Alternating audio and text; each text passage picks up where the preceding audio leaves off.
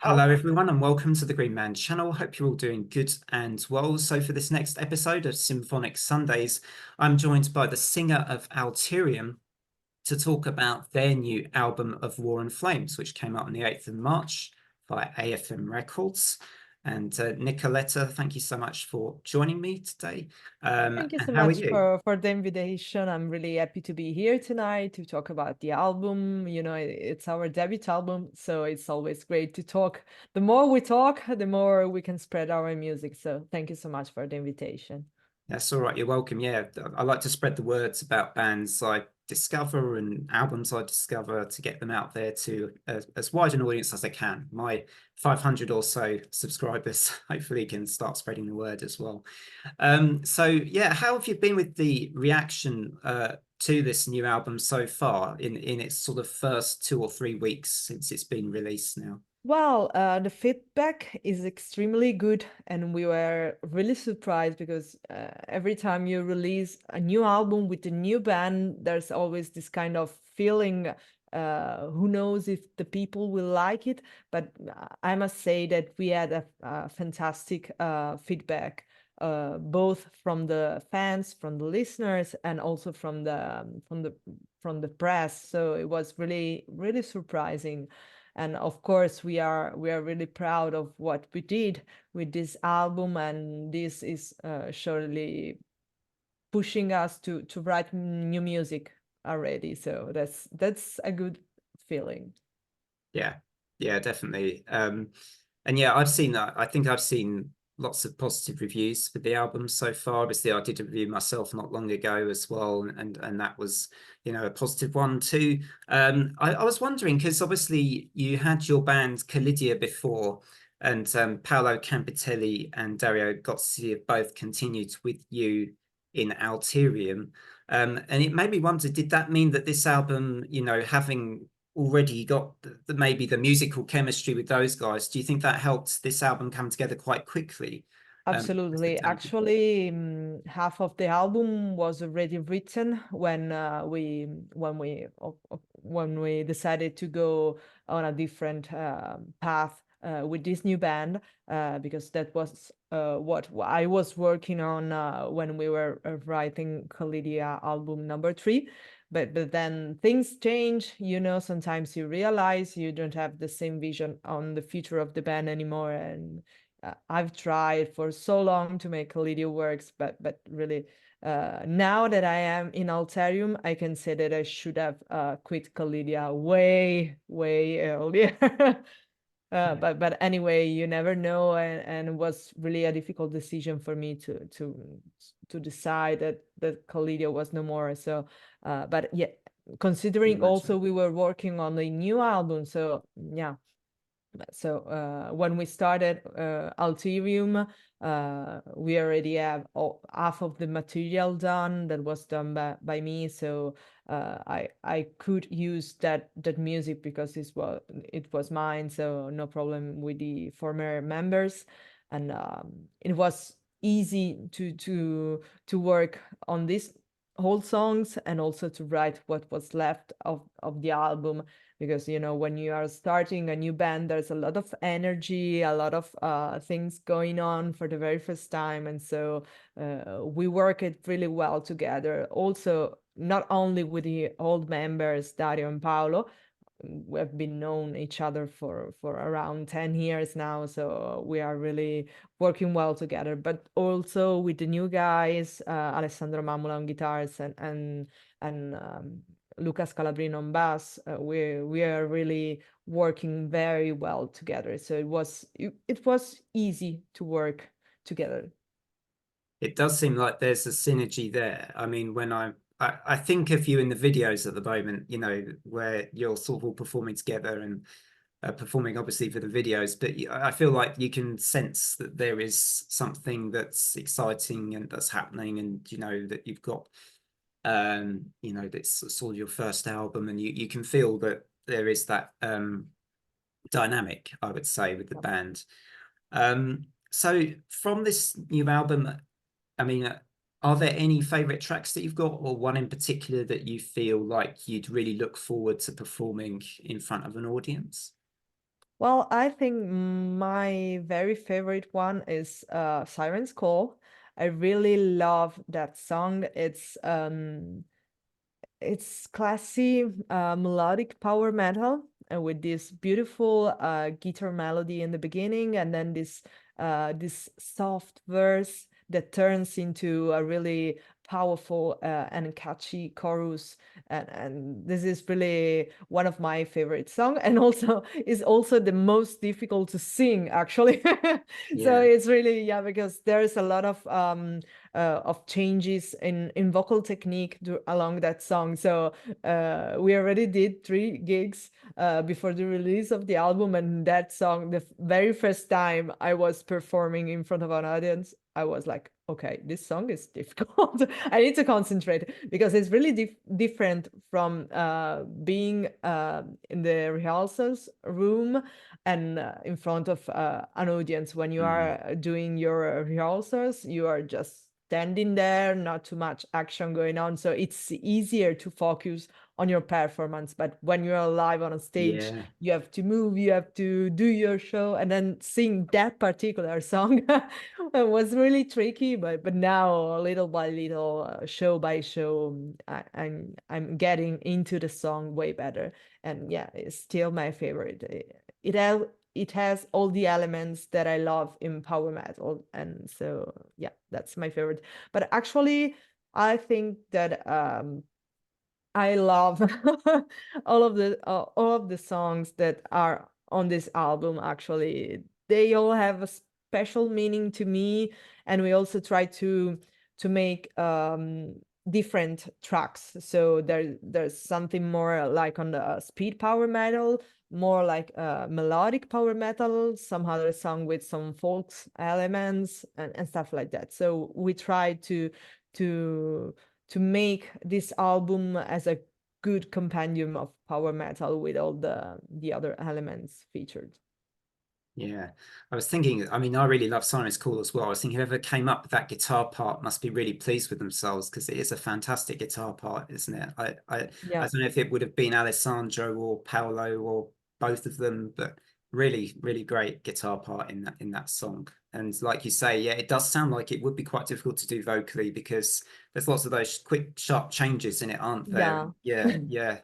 Yeah, also in the Yeah, chorus, there's really a lot of register changing yeah. parts, and it was challenging the very first time. But now I'm getting. Yeah, so it's a great song. I see. I love putting Yeah. it on nice and loud, and yeah, you can sort of go.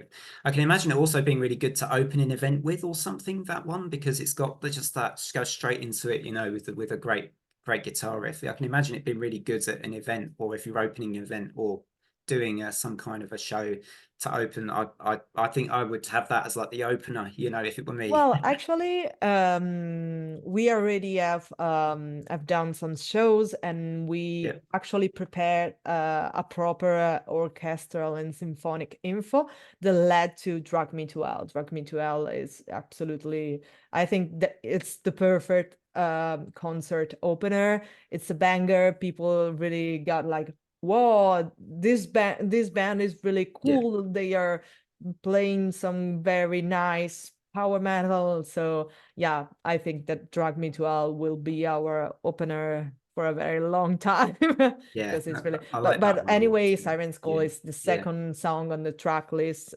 also during live shows. So it's really, it's, yeah, there are some similarities in the track list with the album and also what we do on live shows. So Cool. Watched a short video I think you did maybe even yesterday, or at least I think it came up on my phone. Um, and it was talking about the inspiration for Drag oh Me to yeah, yeah, yeah, Hell. yeah. I'm now I don't know much about World of Warcraft myself. I've always been a pretty big fan of fantasy, but I've never quite fully invested myself in the world of Warcraft. And it feels like there's this whole, you know, if you get into it, you probably get, if it's me, I get addicted to things like that. If I start to get into them, I Yeah, yeah, really yeah. get I involved. get I get yeah, very that addicted. was, yeah, that was actually my problem. I started playing I started playing World of Warcraft when I was in high school, and I was really playing hardcore, so I played like 7-8 hours per day. Wow, yeah, Yeah, but I was in high school, so I could, understandable. yeah, it was doable. But then when I started university, of course I had to drop. But anyway, I still play. And also after we finish with this interview, I'm gonna log with some of my friends and we're gonna do some levels in World of Warcraft. But anyway, there's also a lot of books and a lot of comics about World of Warcraft. So you don't really need to play the game to understand the lore and the fantasy world they created.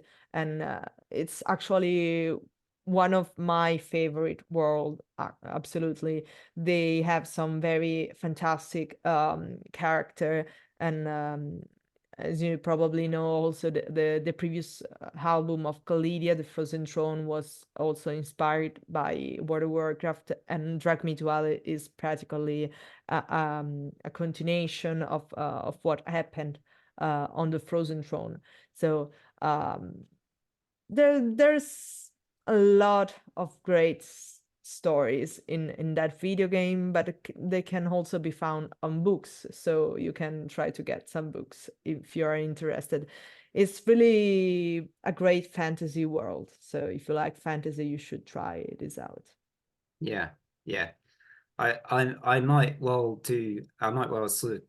Where would you start if you're new to it all? I mean, is there a place to start? Well, with World of Warcraft in particular, a game, a book, or Yeah, usually I started actually because the story is still going on, so it's difficult for me to say right now where you have to start because a lot of things change it since since I've started playing that game. Actually, it all began with Warcraft, which was a real-time strategy game. It was released, I think, at the very beginning of the 90s.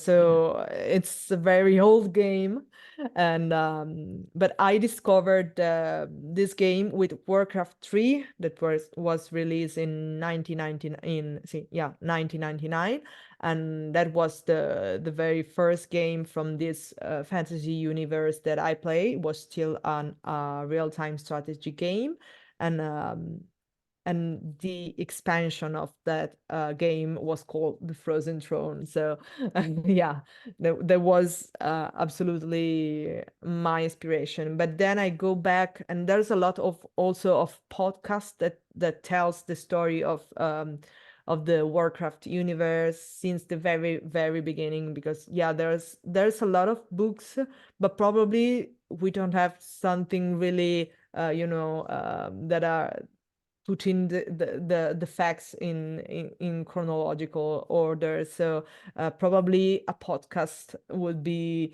easy to understand the story of this fantasy world from the very beginning, and then you can get into the books and get some details from the books. wow. Yeah, I guess it'd be pretty cool if we could get some Alterium music into the World of Warcraft as well, somehow. You can have it soundtrack. Yeah, that could be fantastic. Actually, one of our song was featured in a video game, and that was Crossroads Inn.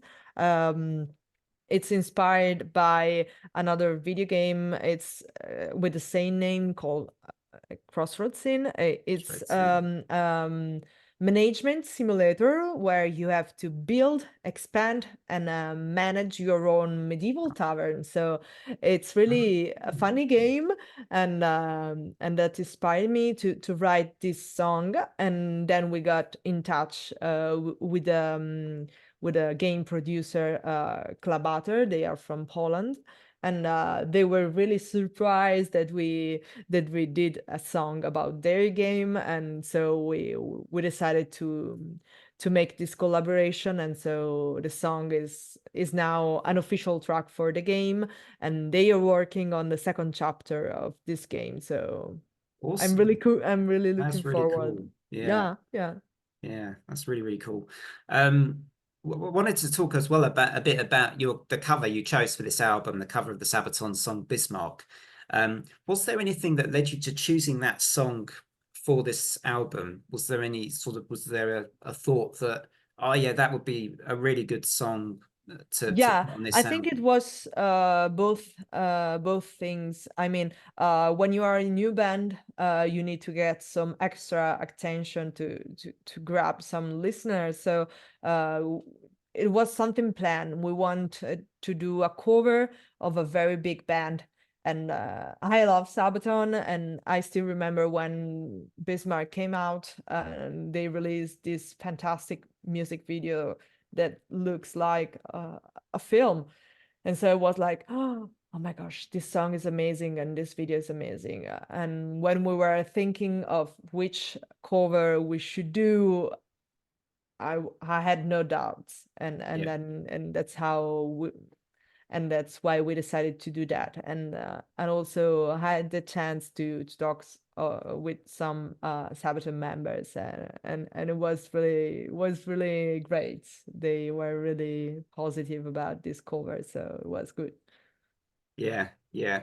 It's a really good cover, actually. I've really been enjoying it. And yeah, I guess it fits in with the theme of the album as well, of War and Flame. Yeah, You have that exactly. as the cover song with the theme of Bismarck. Yeah, it sort of Yeah, makes sense as well from yeah, that and view. also we add some of our orchestral elements that I think make the song really fitting for the album. It doesn't sound like a cover song, but maybe something that could work also with the album, and that was a great thing in my opinion. Yeah. I mean, were there any songs that were really difficult to write and record in this process? I mean, you've already mentioned Siren's Call, I suppose, so maybe you've somewhat Well, answered that. actually, Siren School was so easy to write actually, and also to record. But you know, when you actually bring your music live, it's a completely different story. But Yeah. anyway, if there's a song that I really um, don't like, or I try to change so many times, it means that it's not good enough in my opinion. So everything that you actually hear on this album is because I really like it, and I was 100% satisfied. So yeah, of course, we also wrote extra material that didn't ended up on the album because I didn't think it was good enough. But also we had some extra material, some I think like 3, 4 songs that were good enough for the album, but we decided to only have 10 songs on the album because right now the music business has changed a lot, Mm, and it's actually no need to release very long albums because when it's released on digital platforms like Spotify or Deezer, the album is instantly gone. And so it's better to release a lot of singles or standalone singles, and then later release an album with very few new songs. I know this is sound a little bit sad, and I'm not saying that I like it. I'm a huge fan of whoop. I'm a huge fan of physical format, CDs and vinyls and stuff like that. So I really prefer to have the music in my hand. But nowadays things are really different, and we are a new band, and so we have to make some strategy to grow also on digital platforms. So that's why we decided that 10 songs were enough for the album. But this also means that we have recorded more music, mm. and that we will release new music soon. Great stuff. Yeah. Um, and I guess like if you're performing, well, if you're doing any touring, or are you performing live anytime soon? Well, actually, we did 3 shows before the album release. We did 3 fantastic festival, and that was really Yeah. unexpected when we got booked for these shows, we were like, okay, guys, are you sure? We just released one single, are you sure? But in the end, it was 100% worthy. We gained a lot of fans over there. At the moment, we are working on new shows and new festivals. We have something planned for the fall, but still we have to announce some of them.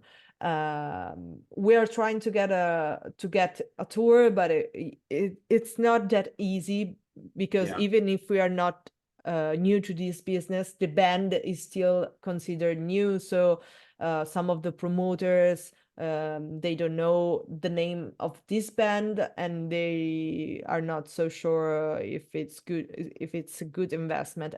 And I can understand. But little by little, I think in 1 year or a couple of years, we can improve that common feeling, and I think that we will be able to perform more. Yeah, so we are working on it. Yeah. Yeah, and this album's got me excited for, you know, what you and the band do in the future. I'm really like sort of, it's like it's got my appetite, you know, it's made me hungry for more Alterium. And it's like it's teased me with what you guys can obviously do. So I am really looking forward to and hoping to hear some new material, obviously from at some point in the future as well. And just say to everybody a reminder that the new album is available to purchase. You can download it. You've got the CD there, Nicoletta, Yeah. and And it's we available on also, vinyl as well. yeah, we Yeah, also have this beautiful golden vinyl limited to 500 copies. So that's getting a it quick. very, yeah, that's a very exclusive edition. Yeah, and every stream, every purchase will help us produce more music. So all kind of support is really appreciated. But also, if you just share our music with your friends, with your followers, that's good enough for us. So I hope you will enjoy the album. Yeah, I'm sure people will. And just to say thank you very much for joining me today for this latest episode in this series I'm doing dedicated to promoting symphonic metal. I know we talked at the start about you being sort of almost a little bit more on the power metal side of things, but I think I can get away with Yeah, this. yeah. We have some symphonic elements Symphonic too. elements Yeah, there for yeah, sure. exactly. Yeah. And Thank you so much for you're this very welcome. You're very interview. welcome. It's really my pleasure. And thank you so much for promoting bands. It's really important. You're very welcome. Thank you so much again for joining me. And to everyone, don't forget to drop a sub to the channel if you enjoy this kind of content. You want to see more content on obviously metal and rock album reviews, as well as some other content I do on horror and fantasy. Clearly, I need to incorporate some more World of Warcraft into my worlds on this You have channel to. to qualify a bit more on the fantasy side. And thanks everybody for watching. And so for me and my guest, Nicoletta Thank you. Rosellini of Alterium. Until next time, bye for now. Bye.